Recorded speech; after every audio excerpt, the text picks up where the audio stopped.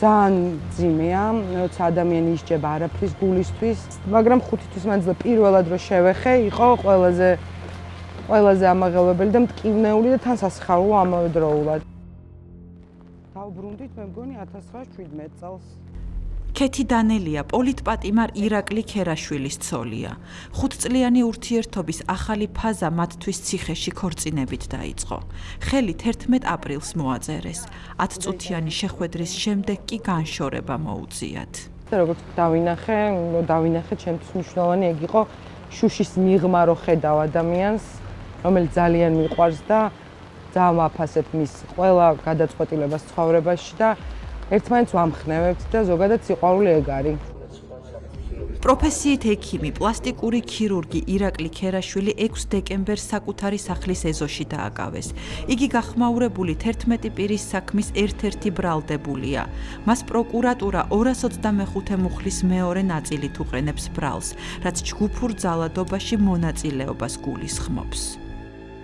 ირაკლი წლებია აქტივიზმშია, ებრძვის სხვადასხვა ძალიან ცუდ მოვლენას, რაც ხდებოდა ჩვენს ირგვლივ და დღემდე ხდება.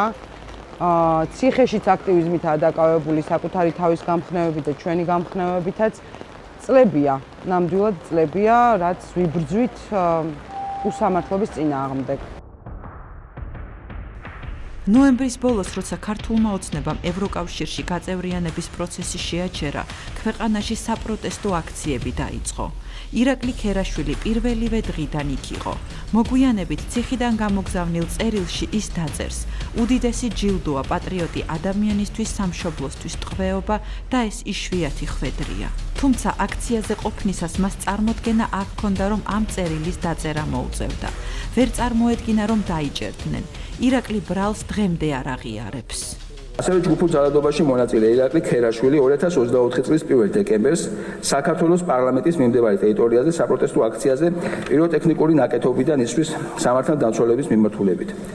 ბრალდების მხარე მტკიცებულებად რამდენიმე წამიან ვიდეოს იყენებს. კადრში პირბადიანი მოქალაქე ჩანს.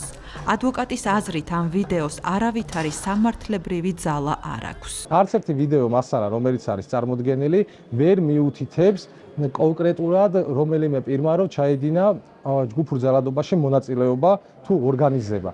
ჩვენ შემთხვევაში და ასევე ირაკლი ქერაშვილის შემთხვევაში არის ნაწყვეტები, უბრალოდ არის უცებ კადრი არის 4 წამიანი, სადაც უბრალოდ ჩანს პიროვნება პირბადით, შემდგომ არის კადრი, სადაც პირბადი აღარ უკეთია.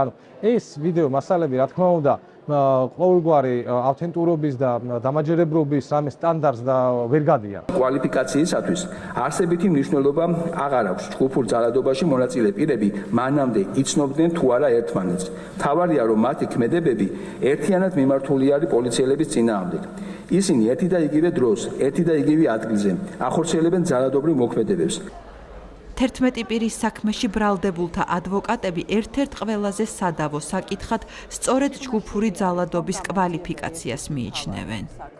არ არსებობს არანაირი არათუ მტკიცებულთა ერთობლიობა, ერთი მტკიცებულებაც კი არ არის, რაც რაიმე სახით მიუთითებს საგამოძიებო ორგანო სასამართლოსთვის, რომ ირაკლი ქერაშვილმა თუ სხვა ბრალდებულმა პირებმა ჩაიდინეს მათ მიმართ გადაწყვეტილი ქმედება. არსი ის არის, რომ მიზნად არ ისახავდა ეს გამოძიება ობიექტური ჭეშმარიტების დადგენას, მიზნად არ ისახავდა რაიმე დანაშაულების ფაქტის გამოვლენას, მიზნად ძალიან მარტივი არის, ისახავდა და დღესაც ისახავს გარკვეული მესიჯის გაგზავნა საზოგადოებაში, რომ ნებისმიერ დროს შეიძლება თუ კი სახელმწიფო ამას გადაწყვეტს, პირს ბრალი წარედგინოს და შემდგომ სასამართლოში მოუწიოს დავა და იყოს პატიმრობაში.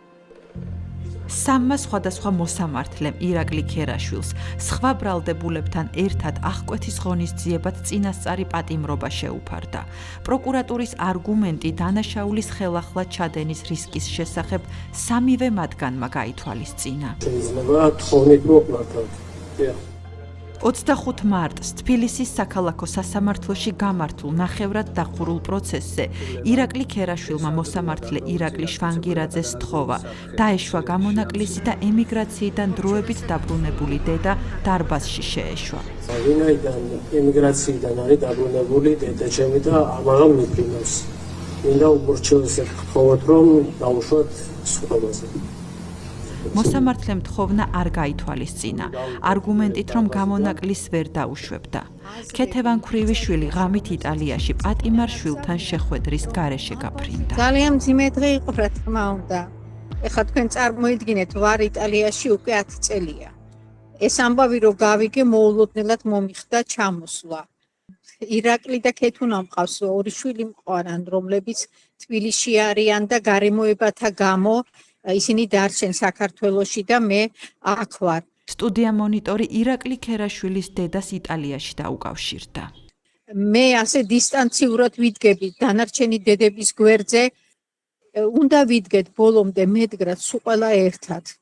და არ ამგონია, რომ ამ ბრძოლამ, ამ თანადგომამ, ამ სიმტკიცემ ხასიათისამ ნაყოფი არ გამოიღოს და მე სხვანაირად არც მესახება მომავალი ჩვენი შვილები მალე იქნებიან განთავისუფლებული, იმიტომ რომ ესენი არიან საოცრად პროგრესულად მოაზროვნე ახალგაზრდები, ჩვენი დროის შვილები არიან და მე მგონი რომ ეს არის დღეს ღერძი საქართველოსი. ირაკლი ქერაშვილი 18 წლიდან სისხლის უანგარო დონორია. მას ერთ-ერთი იშვიათი სისხლის ჯგუფი აქვს, რითაც არაერთი ადამიანის სიცოცხლე გადაურჩენია. დღეს იგი აქციის დროს დაკავებულ სხვა ბრალდებულებთან ერთად სასჯელ აღსრულების მერვე დაწესებულებაში განაჩენს ელოდება. ჩემი გმირი ირაკლია მაგალითად და ის ყველა პატიმარი ვინც დაჭერილია და ის ადამიანები ვინც დღეს რუსთაველზე დგანან. ძალიან ვამაყობ ირაკლით და ირაკლი რო ნახავს ამას მიყვარხარ ჩემო სიცოცხლე და იცოდე რომ ნებისმიერ ომშიც წამოვალ შენთან ერთად, შენც ჩემთან ერთად და ყოველთვის ვიომებთ სიმართლისთვის. რასიზამდი შენი ოჯახის წევრი რომ დაეჭირათ უსამართლოდ. შენი და ან შენი ძმა რომ დაეჭირათ უსამართლოდ, რასიზამდი. უსამართლოდ რომ დაეჭირათ შენი მეგობარი, რასიზამდი.